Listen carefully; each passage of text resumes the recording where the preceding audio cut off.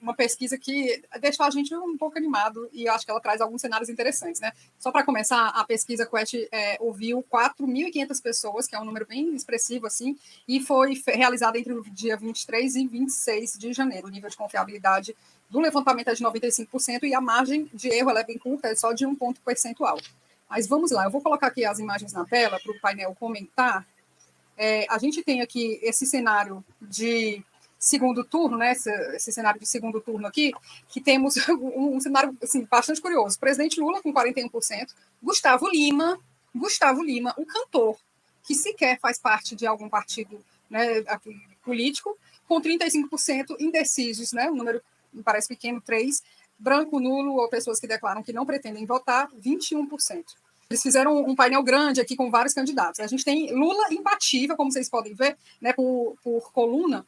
Temos o Gustavo Lima sem partido, com 35%, como eu mostrei aqui, que é um cenário curioso. Eduardo Bolsonaro, com 34%, assim, abaixo do Gustavo Lima, lembrando que tem um ponto, né, de margem de erro, então eles estão aí empatados. O Pablo Marçal, do PRTB, que foi candidato. É bom explicar o seguinte, isso é de segundo turno, tá? Isso. Então, assim, no segundo turno, o Lula contra o Gustavo Lima, 41%. Só por coluna. Está consolidado, né? Essa tabela já consolida vários resultados de segundo turno. Isso. Mostrando o que é o absurdo desse cenário aí. É o Gustavo Lima ser o que mais dificuldade, digamos, cria para o Lula, ou aquele que tem melhor desempenho na extrema-direita, né? Ele tem 35%, o outro tem 34%, e aí os outros vão todos diminuindo. Exato.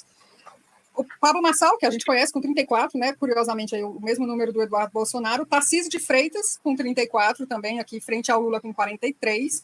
O Romeu Zema, do Novo, com 28%, Lula com 45%. O Caiado, com 26%, lá embaixo, com 45% do presidente Lula. E o número de indecisos relativamente baixo, né? 3% e 4%, praticamente em todos. E o número de brancos, nulos e pessoas que disseram que não vão votar também não tem uma enorme diferença aí de um candidato para o outro. A gente também tem aqui o potencial de voto e rejeição, que é um cenário que também chama atenção, né? O presidente Lula tem esse design curioso aqui, né? 47% de potencial de voto e 49% de intenção de voto, que é assim, eu conheço, mas não votaria. Essa linha cinza que vocês estão vendo aí, aqui sequer conhece, né? Que eles mencionam como sequer conhece a figura. Bolsonaro tem 41% de intenção e 53% de rejeição, mas o que chama mais atenção aqui é Fernando Haddad e Eduardo Bolsonaro, né? Que tem um índice de rejeição muito grande, muito expressivo, 56% do Haddad e 55% do Eduardo Bolsonaro. O Caiado, ele tem uma rejeição de fato muito pequena e uma intenção de votos muito pequena também, mas porque ele é muito desconhecido, né? Lembrando que foram 4.500 pessoas ouvidas aí pela pesquisa. O Romeu Zema também pouco conhecido pelos entrevistados, o governador Ratinho Júnior também, Eduardo Bolsonaro chamou a atenção, né? Porque ele tem mais pessoas que não conhecem do que conhecem e votariam, e o Tarcísio de Freitas, muito desconhecido também. A mim me surpreende muito a inclusão do Gustavo Lima, que há coisa de algumas semanas atrás decidiu se lançar candidato à presidência da República, como se ele acordasse de manhã e dissesse, eu vou à feira, né?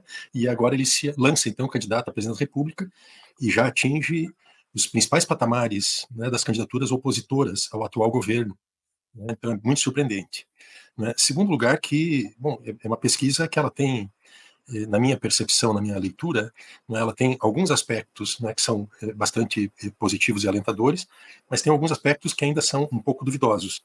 Começar pelos aspectos, digamos, positivos, né?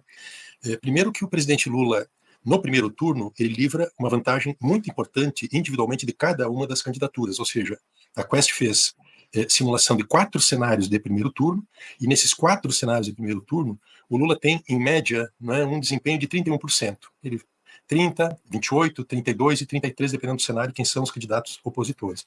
E os candidatos mais votados, eles têm, no máximo, né, 18%, no caso desse Gustavo Lima, no último cenário que ela avalia, mas eles ficam todos com 12% ou 13%. Então, a diferença para o Lula em relação a todos os demais candidatos, ela é bastante significativa, mais que o dobro. Né? O Lula com 31% na média, né?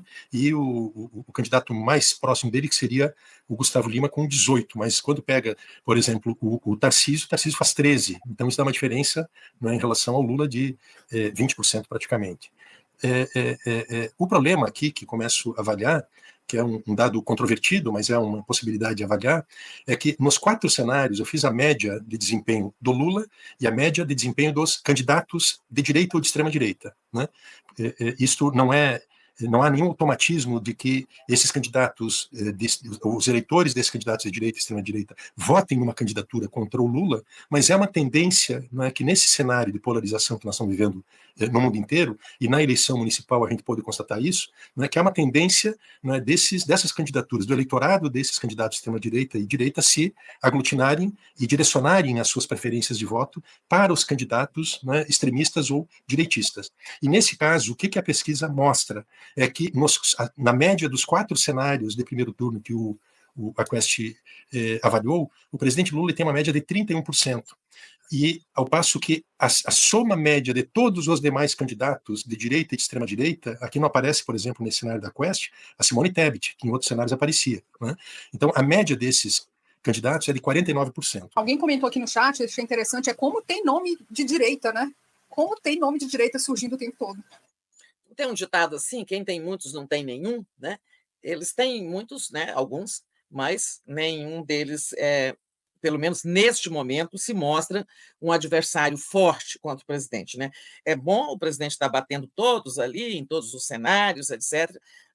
Aí, nisso, por exemplo, o Miola pegou aí os cenários do primeiro turno, eu estou pegando as diferenças em segundo turno, né? Então, por exemplo, Lula, quando ele está disputando o cenário com o Gustavo Lima, né, 41-35, o Lula tem uma vantagem lá de 6 pontos percentuais.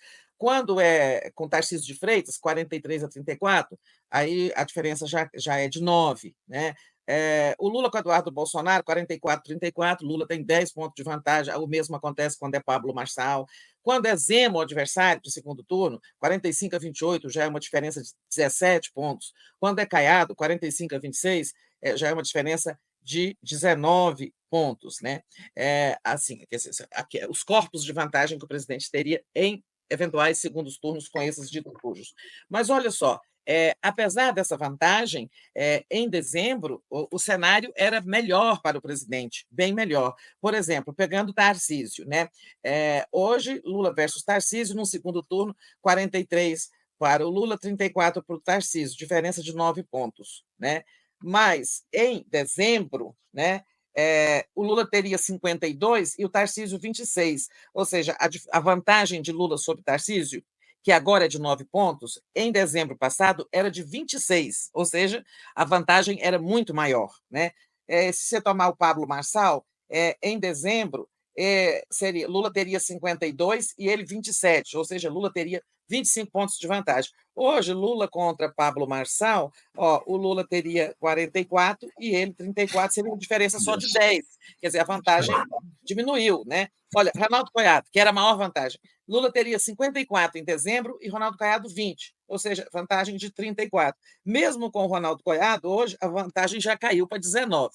Ou seja, está havendo uma, digamos, perda de gordura pela candidatura do presidente.